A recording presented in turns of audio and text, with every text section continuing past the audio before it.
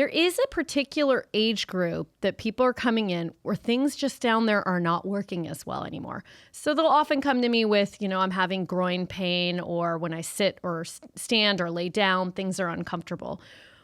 I'm sure they're coming to you for some other symptoms, but what are you prescribing to them to start with? I'm assuming it's PT, but tell me how your thought process goes and how you're talking your patients through treatment plans. Yes, let's take a step back. I think before we do that, it's thinking about what's going on with the pelvic floor, right? So it can be weak or it can be tense. So when it's weak, right, that means that it's not tense, it's not supporting you well enough. So for women, they'll present with urinary incontinence. They may present, or that's leakage. They may present with feeling like something is falling out, like a prolapse.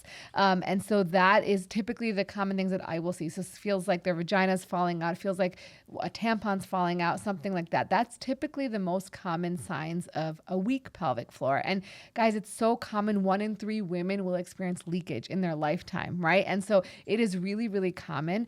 And so for those people, we typically want to strengthen the pelvic floor. We want to get those muscles working again. It can also be weak if you have neurologic conditions, if you're standing all the time, if you're someone who is a little bit overweight, that can affect the strength of your pelvic floor, anything where you're sort of using those muscles a lot.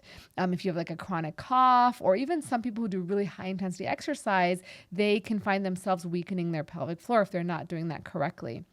And so in those patients, like I said, we want to focus on strengthening. So they'll hear things like do Kegels, right? Kegel exercises are just one type of pelvic floor exercises. You need to look at the whole picture, right? And you know this because you deal with the bones that are around those organs, right? Around those muscles. You need to make sure they're in alignment, that there's no injuries there, that there's no dysfunction there, that when you ambulate, you are sort of in alignment.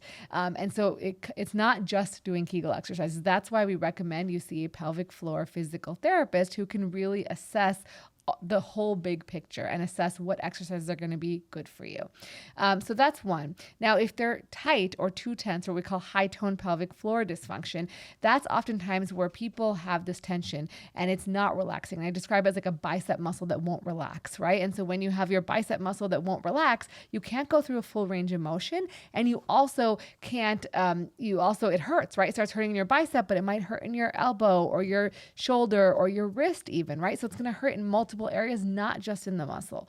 And so very similarly, when you have this high tone dysfunction, it will present in a variety of different ways, and it will present differently from person to person.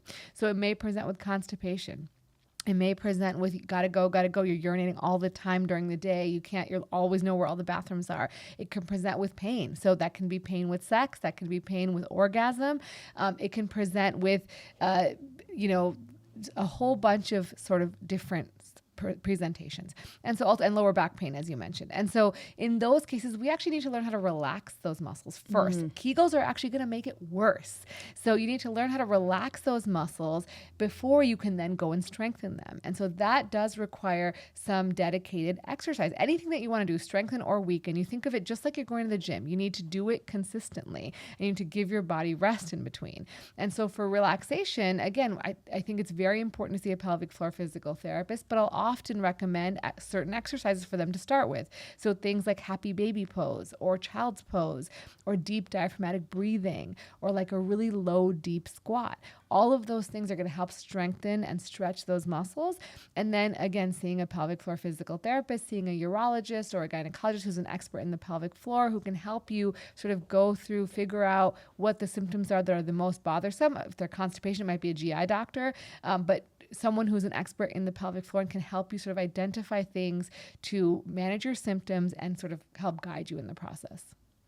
That's great. I didn't actually know that you could have too tight of a pelvis, and I didn't recognize that those were absolutely different exercises. And absolutely. So I will definitely keep that in mind for my patients that I'm sending to PT. I do send to a pelvic PT, but I also send a regular PT also because a lot of times these things are all connected, right? So they're having some, hip pain or low back pain, and they think it's all focused on that. But, we know that these things are all interconnected. Is there any age group or demographic that's experiencing one over the other, the tight or the dysfunctional loose one? The weak one is usually after childbirth, right? So if we're talking about women, it's most often after childbirth or those other risk factors we talked about, like people who stand a lot, who are on their feet all day, who cough a lot, who may be doing really heavy lifting all the time and not sort of breathing correctly, those people are at higher risk for that weakness to occur.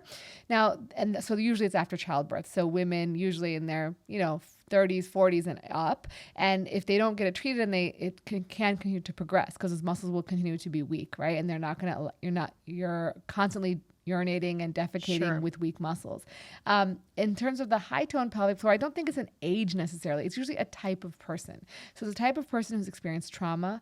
Maybe they've had a type A personality and they're really anxious or stressed.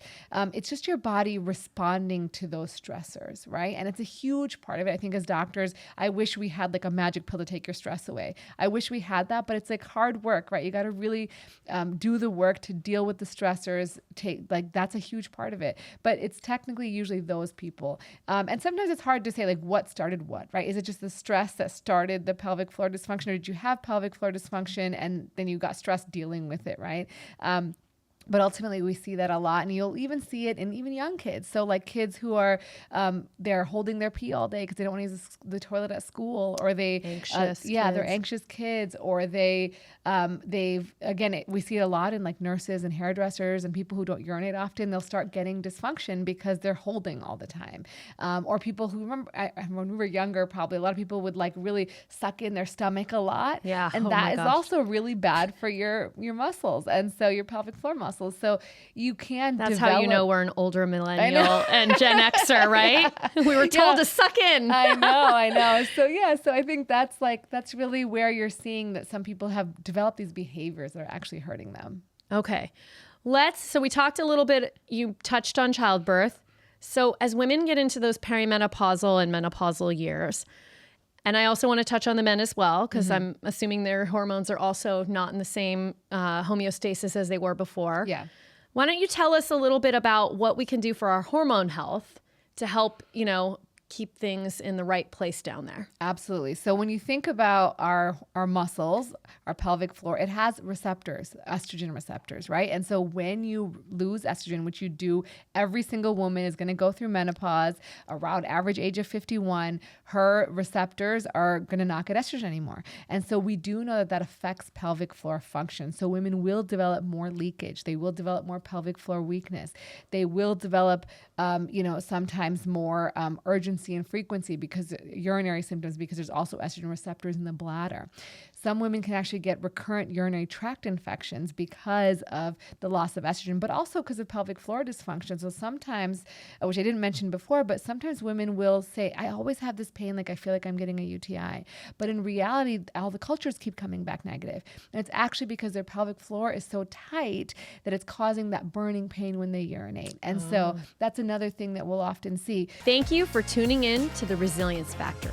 If you're ready to build a stronger, longer-lasting body, make sure to subscribe and share this episode with someone who's ready to thrive. You can follow me at Dr.